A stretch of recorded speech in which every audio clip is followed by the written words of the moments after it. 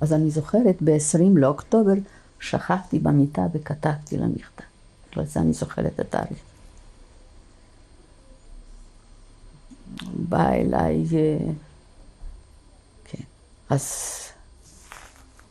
זה היה בסביבות 20. לקחו את כל היהודים. הפעם למרכז העיר. ואמרו רק כן, אחר כך הודיעו, שם היו גרמנים, התרוצצו והודיעו שאלה מהיודנראט שיעלו, המשפחות של חברי היודנראט שיעלו ליודנראט.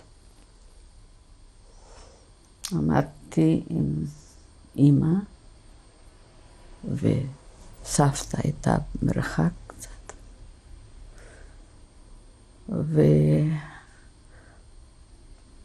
והגברים, לאחי גם היה איזשהו כובע פתאום כזה של סניטר, אני כבר לא זוכרת איך זה קרה. אז התברר אחר כך שהם חיפשו, אלה שהסתתרו, שלא יצאו למרכז. אז שמצאו, הרגו אותם, אז זה היה התפקיד. אבא אחר כך סיפר את מי הוא אסף.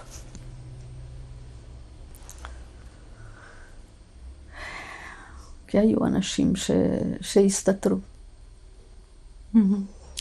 איך אבא הסתדר עם המחלה שלו? נגיע לזה, כי זה נס.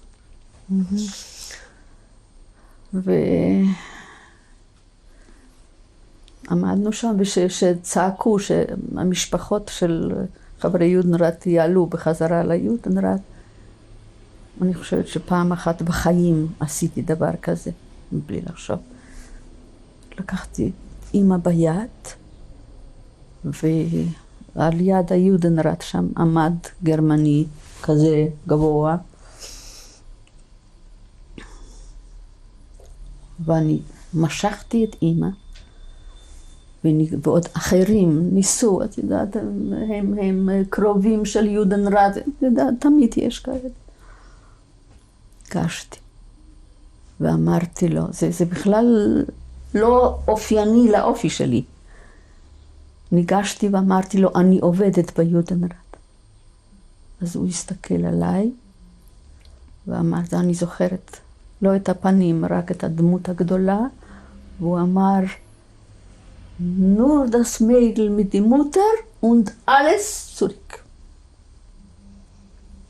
וככה עליתי עם אמא ליודנראט, ואת היתר, מי שנשאר, לקחו שוב לרכבת. אות לא הגיע מאף אחד.